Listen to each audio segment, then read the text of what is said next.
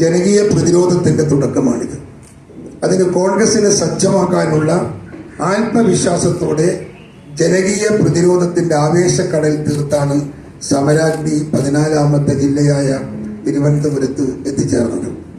അഗ്നിയിൽ സ്ഫുടം ചെയ്ത കാര്യരമ്പ് പോലെ സമരാഗ്നി പ്രക്ഷോഭയാത്ര കോൺഗ്രസിനെ മാറ്റിയെടുത്തു എന്നതാണ് സത്യം. സമകാലീന കേരളീയ സമൂഹത്തെ ആഴത്തിൽ തൊട്ടറിയാനും കേട്ടറിയാനും ഞങ്ങൾക്ക് സാധിച്ചു. പിണറായി സർക്കാർ താറുമാറാക്കിയ ജനജീവിതത്തിന്റെ വിവിധ തുറകളിൽ നിന്നെത്തിയവർ നെഞ്ചുപൊട്ടുന്ന നൊമ്പരങ്ങളാണ് ഞങ്ങളുമായി പങ്കുവച്ചത്. നരേന്ദ്രമോദിയുടെയും പിണറായി സർക്കാരിൻ്റെയും ഭരണം തകർത്ത ജീവിതങ്ങൾ കണ്ട് ഞങ്ങൾ തന്നെ തരിച്ചുപോയി. കോട്ടയത്ത് ജീവിതത്തിൽ ഒറ്റപ്പെട്ടുപോയ ലക്ഷ്മി അമ്മയും മകളും ഞങ്ങളോട് ആവശ്യപ്പെട്ടത് അടച്ചുറപ്പുള്ള ഒരു ഭവനം മാത്രമാണ്. പനച്ചിക്കാട് പഞ്ചായത്തിൽ 3 സെന്റ് സ്ഥലം സൗജന്യമായി നൽകാമെന്ന് Kottayam east block president Sibi John ഞങ്ങളെ അറിയിച്ചപ്പോൾ ലക്ഷ്മി അമ്മയുടെയും മകളുടെയും വീടെന്ന സ്വപ്നം സാക്ഷാത്കരിക്കാനുള്ള സാമ്പത്തിക സഹായം KPCC ഏറ്റെടുത്ത് ജില്ലകളിൽ നിന്നും ചികിത്സാ സഹായത്തിനും മറ്റും ലഭിച്ച അപേക്ഷകളിൽ സാമ്പത്തിക സഹായം വാഗ്ദാനം നൽകിയിട്ടുമുണ്ട്. അങ്ങനെ അവരുടെ ഒരു പരാതി നമ്മൾ നേരിട്ടങ്ങ് പരിഹരിക്കാൻ തീരുമാനിച്ചു. പക്ഷെ ഇതുപോലുള്ള ഒരുപാട് പ്രശ്നങ്ങൾ, ഒരുപാട് അപേക്ഷകൾ, ഒരുപാട് യാചനകൾ ജനങ്ങൾ ഞങ്ങളുടെ മുമ്പിൽ വെച്ചിട്ടുണ്ട്. അതിന് സമഗ്രമായ ഒരു പ്രൊജക്ട് എന്തുണ്ടാക്കാൻ പറ്റുമെന്നതിനെ കുറിച്ച് ഞങ്ങൾ പഠിച്ചുകൊണ്ടിരിക്കുകയാണ്. ജനകീയ ചർച്ചാ സദസ്സിൽ ജനങ്ങൾ സമർപ്പിച്ച പരാതികളിൽ സർക്കാർ തലത്തിൽ ഇടപെടൽ നടത്താൻ സാധ്യമായതെല്ലാം കോൺഗ്രസ് ചെയ്യും.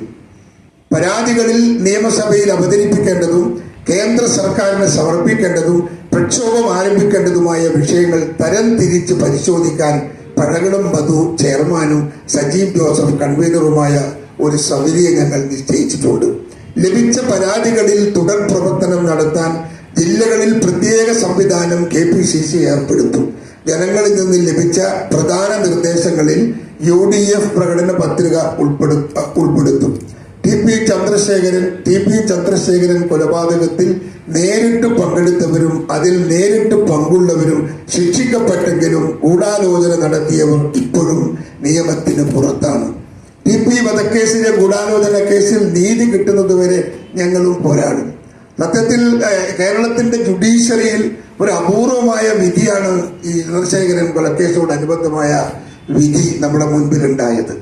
എല്ലാം പുറത്തിരുന്നവരൊക്കെ അകത്തായി എന്നത് ഒരു പുതുമയാണ്. പുതുമ എന്ന് പറഞ്ഞാൽ നിയമത്തിന്റെ മുമ്പിൽ വളരെ വ്യക്തമായി കോടതിക്ക് ബോധ്യപ്പെട്ടത് കൊണ്ടാണ് ആ ഒരു റീ ഓപ്പണിംഗ് നടത്തിയത് എന്ന് ഓർമ്മ വേണം.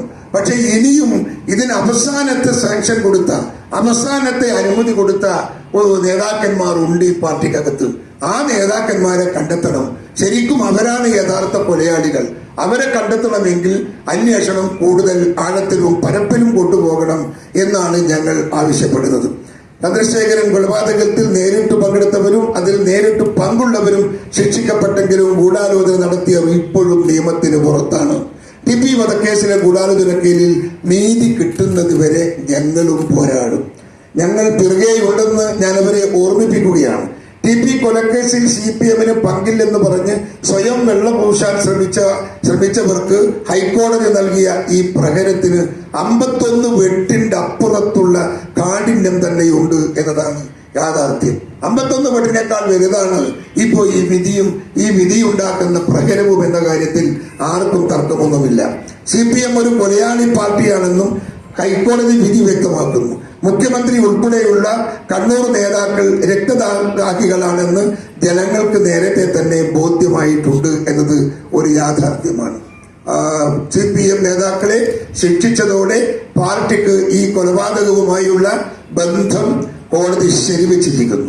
കൊലയാളികൾക്ക് യഥേഷ്ടം കിട്ടിക്കൊണ്ടിരുന്ന തുടർച്ചയായ പരോൾ പാർട്ടിയുടെയും സർക്കാരിന്റെയും പിന്തുണ കൊണ്ടാണെന്ന് കോടതിക്ക് ബോധ്യമായി.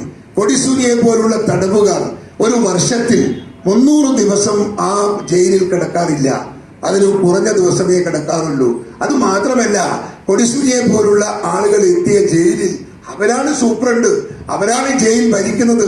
ബാക്കിയുള്ള ഉദ്യോഗസ്ഥന്മാരൊക്കെ അവർ പറയുന്നതിനനുസരിച്ച് വാലാട്ടി നിൽക്കുന്ന നട്ടലില്ലാത്ത ഉദ്യോഗസ്ഥന്മാരാ. കണ്ണൂർ ജില്ലയിൽ ഞാൻ നേരിട്ട് കണ്ടതും അനുഭവിച്ചതുമാണ്. അതുപോലെ തന്നെ മറ്റ് ജില്ലകളിലും ഇതുപോലെ പരാതി വന്നപ്പോൾ ഞാൻ പോയി അന്വേഷിച്ചിട്ടുണ്ട്. തൃശ്ശൂരിൽ ഞാൻ പോയി അന്വേഷിച്ചിട്ടുണ്ട്. അവിടെയൊക്കെ ഉദ്യോഗസ്ഥന്മാരെ അടക്കി ഭരിക്കുന്നത് കൊടിസുനി പോലുള്ള ഈ കേസിന് കുറ്റവാളികളാണ് എന്നതാണ് സത്യം. ടി.പി. ചന്ദ്രശേഖരനെ കൊന്നവരുടെ പാർട്ടി ഭരണത്തിലിരിക്കുമ്പോൾ പ്രതികൾക്ക് ജയിലിൽ സുഖജീവിതമായിരിക്കുമെന്ന തിരിച്ചറിവിൽ നിന്നാണ് കോടതി ഇരട്ട ജീവപര്യന്തത്തോടൊപ്പം പ്രതികൾക്ക് അടുത്ത 20 വർഷത്തേക്ക് പരോൾ നകരുതെന്ന് പറഞ്ഞത്. കോടതി എത്ര ഉചിതമായിട്ട് അതിൽ പെരുമാറിയത്, എത്ര ബഹുമാനിച്ചാലും എത്ര പുകഴ്ത്തിയാലും അത് അധികമാവരുതെന്ന് തോന്നുകയാണ്. കാരണം കോടതി ഇതെല്ലാം പരിശോധിച്ചിരിക്കുന്നു. ജയിലിൽ പരോളാണ് ഉള്ള ദിവസം 360 ദിവസം ഉണ്ടെങ്കിൽ 355 ദിവസവും പരോളിലാണ്. ആ പരോൾ കൊടുക്കാൻ പാടില്ല എന്നുകൂടി അത് മനസ്സിലാക്കിയിട്ടാണ് കോടതി അത്തരമൊരു വിധി പ്രഖ്യാപിച്ചത് എന്നെനിക്ക് തോന്നുകയാണ്. പാർലമെന്റിലെ തെരഞ്ഞെടുപ്പിൽ പ്രധാന വിഷയങ്ങളിലൊന്ന് CPM-ന്റെ അക്രമ രാഷ്ട്രീയം തന്നെയായിരിക്കും. ഞങ്ങളത് പൊക്കിയെടുത്ത് മുൻപോട്ട് കൊണ്ടുപോകും. 1ഉം 2ഉം പാവപ്പെട്ട ചെറുപ്പക്കാരല്ല. എന്റെ ജില്ലയിൽ മാത്രം 10, 30, 35ഓളം ആളുകളെ വെട്ടിക്കൊന്ന ജില്ലയാണ് എന്റെ ജില്ല. ആ ജില്ലയിലെ ഈ പരിസരം കുടുംബ രക്തസാക്ഷികളുടെ കുടുംബത്തെ ദൈനംദിനം കണ്ടുകൊണ്ടിരിക്കുകയും അവരുടെ എല്ലാ പ്രശ്നങ്ങളും നോക്കിക്കൊണ്ടിരിക്കുന്ന ഒരാളാണ് ഞാൻ. ഇപ്പൊ നമുക്കൊന്നും മറക്കാനും പൊറുക്കാനും സാധിക്കാത്ത വിധം ദുരന്തത്തിന്റെ ഏകാന്തത സൃഷ്ടിച്ച ഒരു സംഭവമാണ് എന്റെ കണ്ണൂർ ജില്ലയിലെയൊക്കെ രാഷ്ട്രീയ കൊലപാതകം. CPM-ന്റെ അക്രമ രാഷ്ട്രീയം മൂലം ജനാധിപത്യ അവകാശങ്ങൾ നിഷേധിക്കപ്പെട്ട ജനതയുടെ പ്രതിനിധിയായി രാഷ്ട്രീയത്തിൽ കടന്നു വന്ന വ്യക്തിയാണ് ഞാൻ. ജനാധിപത്യത്തിന്റെ ചെറു വെളിച്ചം പോലുമില്ലാത്ത പാർട്ടി ഗ്രാമങ്ങൾ എത്രയോ കണ്ണൂരിലുണ്ട്. അത്തരത്തിലുള്ള പാർട്ടി ഗ്രാമങ്ങളായി കേരളത്തെ മാറ്റിയെടുക്കാനുള്ള ശ്രമങ്ങളാണ് പിണറായി വിജയൻ നടത്തുന്നത്. ഇത്തരം പാർട്ടി ഗ്രാമങ്ങളിൽ ജനാധിപത്യത്തിന്റെ വെളിച്ചം കൊണ്ടുവരുന്നതിനാണ് എന്റെ രാഷ്ട്രീയ ജീവിതത്തിലുടനീളം ഞങ്ങൾ പോരാടിയത്.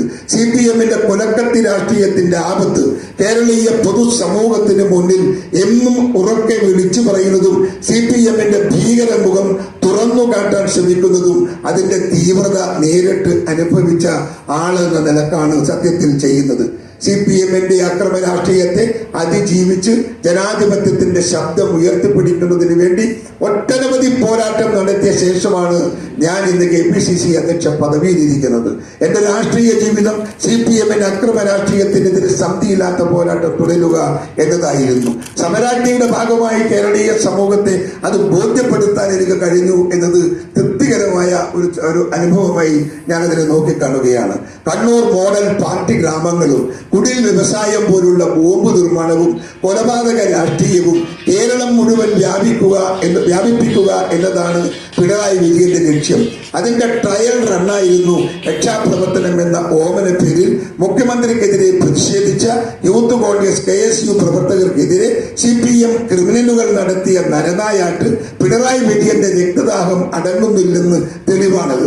പിണറായിയുടെ രാഷ്ട്രീയ ഉന്മൂലന സിദ്ധാന്തത്തിൽ ഉരുത്തിരിഞ്ഞതാണ് അത് കേരളം ഞെട്ടലോടെയാണ് തിരിച്ചറിയുന്നത്. CPM-ന്റെ അക്രമ കൊലപാതക രാഷ്ട്രീയത്തിനെതിരായ ജാഗ്രത ജനങ്ങൾക്കിടയിൽ കൊണ്ടുവരിക എന്നതും സമരാജ്ഞിയുടെ ലക്ഷ്യങ്ങളിൽ ഒന്നായിരുന്നു. സമരാജ്ഞിയുടെ ഭാഗമായി സംഘടിപ്പിച്ച 30-ലധികം പൊതുസമ്മേളനങ്ങൾ ജനനിബിഡമായിരുന്നു. സത്യത്തിൽ ഇത്രയേറെ തുടർച്ചയല്ലേ, ഒരു ദിവസം കഴിഞ്ഞ് മറ്റൊരു ദിവസമല്ല, തുടർച്ചയായ സമ്മേളനങ്ങളാണ്. ഈ തുടർച്ചയായ സമ്മേളനങ്ങളിൽ ഇത്രയേറെ ജനബാഹുല്യം എന്റെ ഓർമ്മയിൽ ആദ്യമാണെന്ന് പറയാതിരിക്കാൻ നിർവാഹമില്ല. ലക്ഷക്കണക്കിന് കോൺഗ്രസ് പ്രവർത്തകരും അനുഭാവികളുമാണ് സമരാജ്ഞയാതിയുടെ പൊതുസമ്മേളനത്തിൽ പങ്കെടുത്തത്. കേന്ദ്ര സംസ്ഥാന സർക്കാരുകളോടുള്ള ജനങ്ങളുടെ എതിർപ്പും വെറുപ്പും എത്ര മാത്രമാണെന്ന് ഈ മഹാസമ്മേളനങ്ങൾ വരച്ചു കാട്ടി. തെലങ്കാന മുഖ്യമന്ത്രി രേവന്ത് റെഡ്ഡിയാണ് സമരാജ്ഞി പ്രക്ഷോഭയാത്രയുടെ സമാപനത്തോടനുബന്ധിച്ചുള്ള പൊതുസമ്മേളനം നാളെ ഉദ്ഘാടനം ചെയ്യുന്നത്. സച്ചിൻ പൈലറ്റ് മുഖ്യ അതിഥിയായി പങ്കെടുക്കും. കേരളത്തിന്റെ ചുമതലയുള്ള AICC general secretary Deepa Das Munshi ഉൾപ്പെടെ കേരളത്തിലെ കോൺഗ്രസിന്റെ മുഴുവൻ മുതിർന്ന നേതാക്കളും ജനപ്രതിനിധികളും സമാപന സമ്മേളനത്തിൽ പങ്കെടുക്കും. ഫെബ്രുവരി 9 AICC general secretary KC Venugopal Kasaragod ഉദ്ഘാടനം ചെയ്ത സമരാജ്ഞി പ്രക്ഷോഭ യാത്രക്ക് അന്നു മുതൽ ഇന്ന് വരെ വലിയ പിന്തുണയാണ് കേരളീയ സമൂഹവും മാധ്യമ പ്രവർത്തകരും നമുക്ക് നൽകിയിട്ടുള്ളത്. അതിനുള്ള നന്ദിയും കടപ്പാടും KPCCക്ക് വേണ്ടി രേഖപ്പെടുത്തുകയാണ്. നിങ്ങളോടുള്ള കടപ്പാട് വളരെ വലുതാണ്. നമ്മുടെ ഈ സമരാഗ്നി എന്ന് പറയുന്ന ഈ ഒരു പ്രക്ഷോഭ സമരത്തെ ജനമധ്യത്തിനകത്ത് ഇത്രയേറെ ഉയർത്തിയെടുക്കാൻ മാധ്യമങ്ങൾ കാണിച്ച ഐക്യവും സ്നേഹവും നിങ്ങൾ കാണിച്ച വലിയ മനസ്സിനും ഞാൻ നിങ്ങളുടെ മുമ്പിൽ നമിക്കുന്നു. നിങ്ങൾക്ക് നമസ്കാരം. ഫെബ്രുവരി 9-ന് AICC ജനറൽ സെക്രട്ടറി തികഞ്ഞ ആത്മവിശ്വാസത്തോടെയാണ് കോൺഗ്രസും UDF പാർലമെന്റ് തിരഞ്ഞെടുപ്പിനെ നേരിടുന്നത്. കേരള രാഷ്ട്രീയത്തിന്റെ ഗതി മാറ്റുന്ന ജനവിധി എഴുതുന്ന തിരഞ്ഞെടുപ്പായിരിക്കും എന്ന് ഉറപ്പു വിശ്വസിക്കുന്നു. 20 ലോക്സഭാ മണ്ഡലങ്ങളിലും UDF മുൻകാലത്തേക്കാൾ മികച്ച ഭൂരിപക്ഷത്തിൽ ജയിക്കും. ഈ തെരഞ്ഞെടുപ്പ് CPM-ലെ പിണറായി യുഗത്തിന് അന്ത്യം കുറിക്കും എന്ന കാര്യത്തിൽ തർക്കമില്ല. പിണറായി സർക്കാരിന് വാട്ടർലൂ ആയിരിക്കും ലോക്സഭാ തെരഞ്ഞെടുപ്പിലെ ജനവിധി. ജനം വെറുത്ത മോദി പിണറായി സർക്കാരുകൾക്കെതിരെയായ ജനരോഷം കേരളത്തിൽ UDF ഒരു രാഷ്ട്രീയ തരംഗമാക്കി മാറ്റും എന്ന് ഞാൻ നിങ്ങളെ അറിയിക്കുകയാണ്. ഇത് കേരളത്തിലെ ജനങ്ങൾക്ക് കൊടുക്കുന്ന ഒരു സന്ദേശമാണ്. ആ സന്ദേശം ജനഹൃദയങ്ങൾ ഏറ്റെടുത്തു എന്ന് അവരുടെ സാന്നിധ്യം ഞങ്ങളെ ബോധ്യപ്പെടുത്തിയിട്ടുണ്ട്. ഇനി അത് ഉത്തരവാദിത്വപൂർവ്വം പ്രവർത്തകന്മാർ ഓരോരാളുകളും ഏറ്റെടുത്ത് അത് ഗ്രാമങ്ങളിൽ എത്തിക്കുമ്പോൾ രാഷ്ട്രീയത്തിന്റെ തനിനിറം മാറും, രാഷ്ട്രീയത്തിന്റെ സാഹചര്യം മാറും. ഇന്ന് കാണുന്ന രാഷ്ട്രീയമാവില്ല. അത് കുറേയേറെ അകന്ന് BJPയിൽ നിന്നും CPL നിന്നും അകന്നകന്ന് പോകുമെന്ന കാര്യത്തിൽ തർക്കമില്ല. ഞങ്ങൾ പൂർണ്ണ വിശ്വാസത്തിലാണ്, ആത്മവിശ്വാസത്തിലാണ്. അതിന് നിങ്ങളുടെ എല്ലാ പിന്തുണയും ഞങ്ങൾക്കുണ്ടാകണം എന്ന് ഒരിക്കൽ കൂടെ ഞാൻ വിനയപുരസരം എന്റെ മാധ്യമ സുഹൃത്തുക്കളോട് അപേക്ഷിക്കുന്നു. നിർത്തുന്നു.